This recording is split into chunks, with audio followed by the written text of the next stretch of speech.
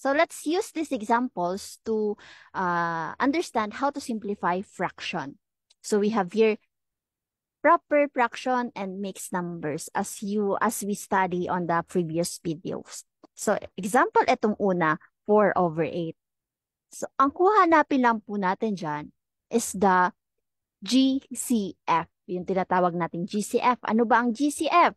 Yan yung greatest common factor. Pag sinabing factor, yun yung mga numbers na pwede mong i-divide sa isang number. So, example, itong 4. Ano yung mga number na pwede mong i-divide dyan? So, of course, we have yung sarili niya and 1. And meron pa tayo 2. So, 2 divided by 2 is 2. And sa 8 naman, yung sarili niya at yung 1. Ano pa yung ibang number bukod dyan? We have 4. So, 4 divided by 8, 2. Walang remainder. And 8 divided by 2 is 4. Walang remainder. Pag walang remainder, ibig sabihin, yan yung factor niyan. Pero ang hahanapin natin is the greatest common factor. Ano ba yung mga pareho ditong number na pwede nating i-divide sa 4 and 8? We have 4 and 2. Pero ang hinahanap natin is the greatest. Pag sinabing greatest, yun yung pinakamataas. Alin po dyan ang pinakamataas na common factor? Yes, very good. It's 4.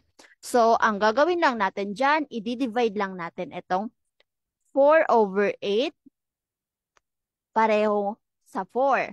So, 4 divided by 4 will become 1 and 8 divided by 2, 8 divided by 4, it will become 2. So, the simplified form ng 4/8 is just 1/2.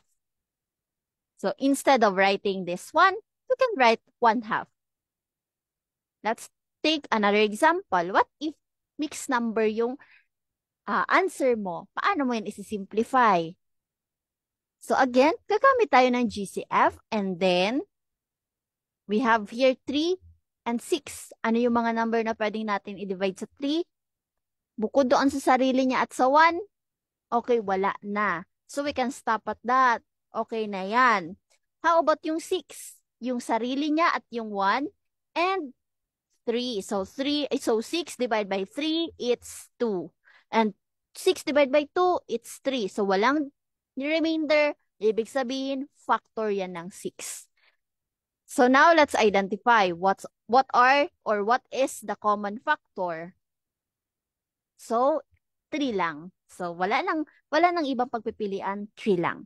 So, i-divide natin yung 3 and 6 by 3 or by the common factor. Yung 4 ba, di-divide ba natin? No, kasi whole number yan. Pag whole number, copy na lang natin. Copy lang yung 4 and 3 divided by 3, it's equal to 1 and 6 divided by 3, it's equal to 2. So we have 4/2.